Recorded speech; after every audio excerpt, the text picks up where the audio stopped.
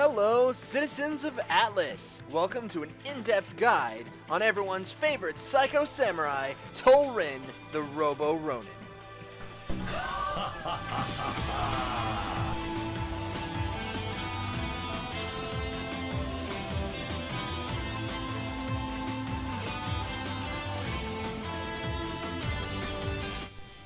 Tol-Ren is a melee-based firepower, and with this comes some certain pros and cons, so let's go over them now.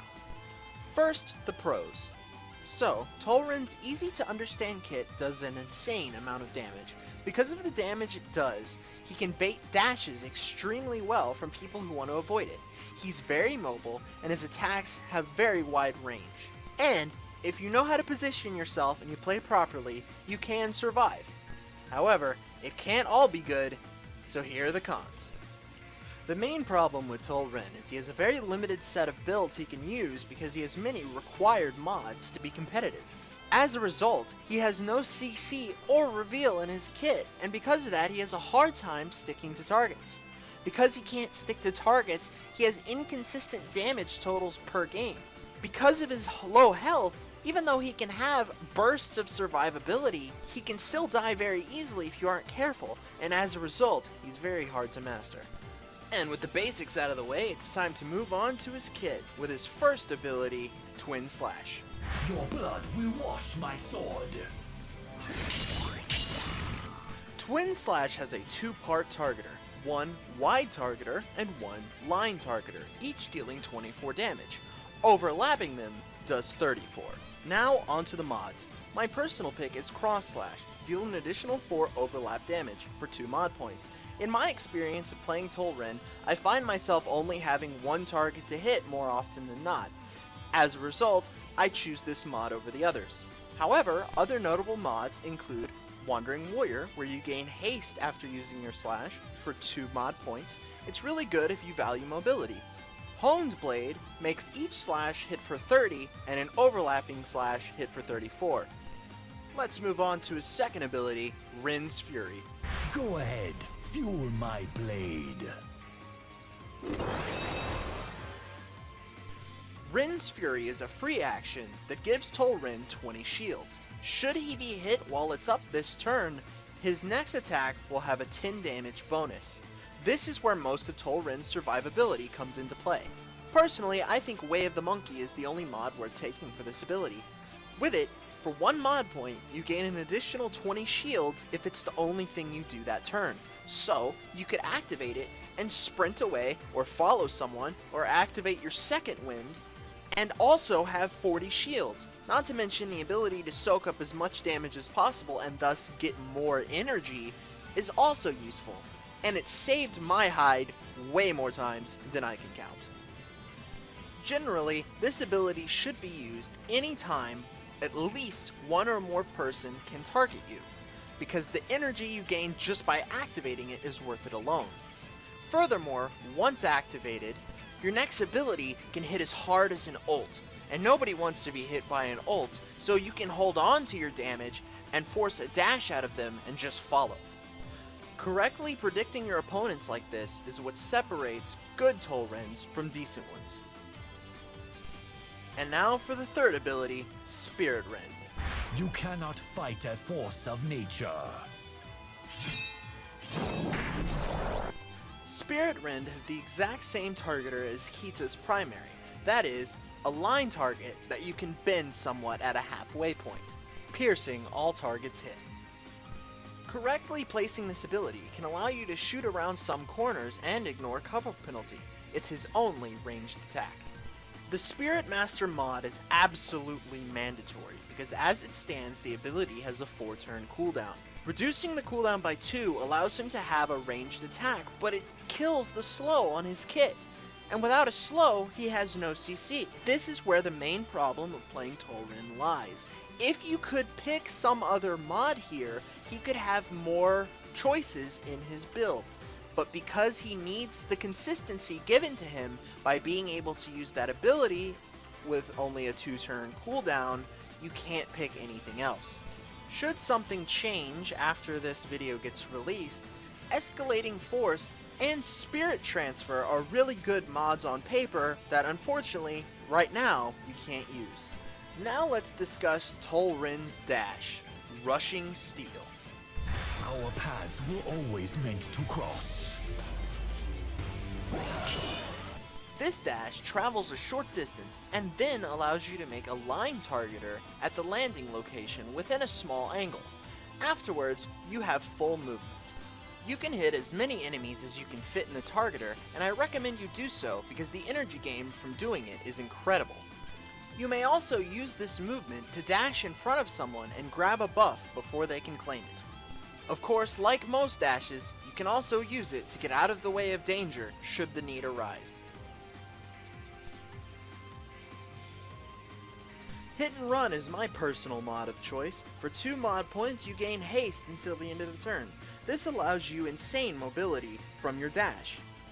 Notable mods include Deflection. If you want to go ahead and use a different mod and mobility is not that important to you, the 10 shields that you can gain can allow you to dash into potentially damaging situations that you would otherwise rather not deal with.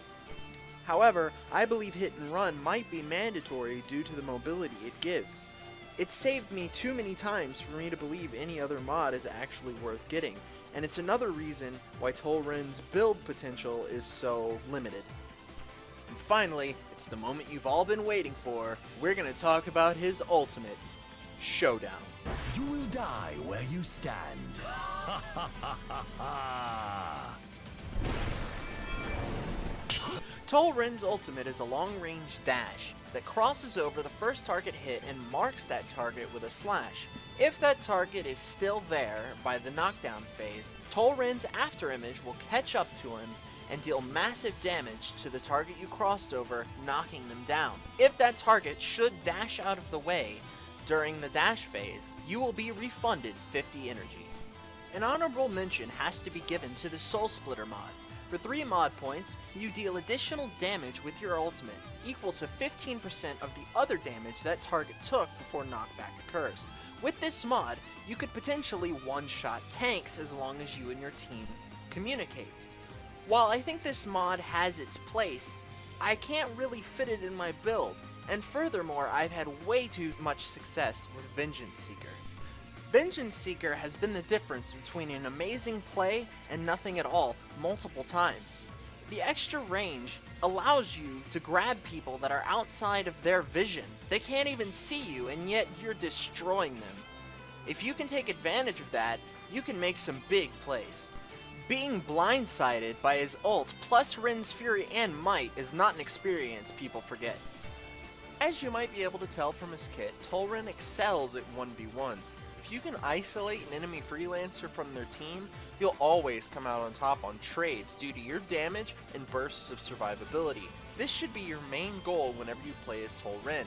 Try and find a target that you can isolate, and do so, and then take them out. Until that happens, your main game plan is hit and run tactics, only really committing when you have either your shield or your dash up. And while all your stuff is on cooldown, you'll be using your ranged attack to poke from a distance. And one of the most important things you're going to have to learn playing Tol-Ren is when to sprint. As Tol-Ren, you're going to find yourself in a lot of positions that aren't the best, and you will have to choose to do no damage and either sprint away or towards the fight. You'll also need to know when it's a good idea to simply activate Way of the Monkey and sprint out. Sprinting might be more important on Tol-Ren than any other Lancer that you can play as right now. Now let's get into team composition that complement Tol-Ren. But before we can do that, we have to talk about the 2 characters that you don't want on your team. Kaigin and Pup are 2 freelancers you do not want on your team as Tol-Ren. With you and the tank, you already have enough melee on your team without one of these adding to it to make your team clump further together. Furthermore, your damage is already inconsistent enough. You want the rest of your team to have consistent damage numbers via ranged attacks. Because Tol-Ren enjoys isolating his opponents as much as he does, it helps to have teammates who can do that for you. Characters like Rask, Grimolitions, and Helio, with their long-range displacement abilities, can allow them to completely isolate an enemy Lancer from their team, which can allow you to 1v1 them. But it doesn't matter how well you can 1v1 if someone turns invisible and gets out of there.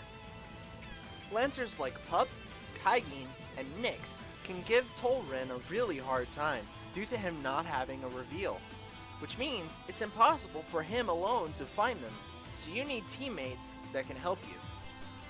That means Lancers with reveals such as Gray and Titus are invaluable to Tol-Ren in certain comps. Last but not least, we need someone who can keep Tol-Ren alive. In that case, we're looking towards supports like Helio and Orion specifically. A Helio that has his mod in Might Shields can support a Tol-Ren from a distance, shielding him and giving him Might. Tol-Ren hits hard enough, but with Might, Tol-Ren is a force to be reckoned with, and it's one of the main reasons I feel that Helio is the best support when it comes to Tol-Ren. Orion is notable due to Fate Transfer. He can let Tol-Ren absorb an insane amount of damage in one turn, and Tol-Ren can come out of it completely unscathed due to Ren's Fury.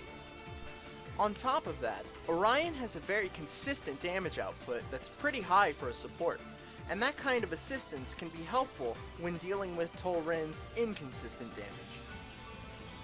And of course, no guide would be complete without talking about what Tol-Ren has problems with. For the most part, the Lancers that you want on your team as Tol-Ren are the very ones you don't want to fight against.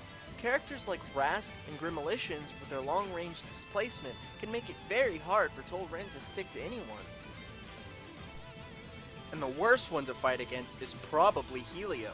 The 30 damage shields that he can grant, as well as the displacement in his kit and the weaken, are really harmful to Tol-Ren.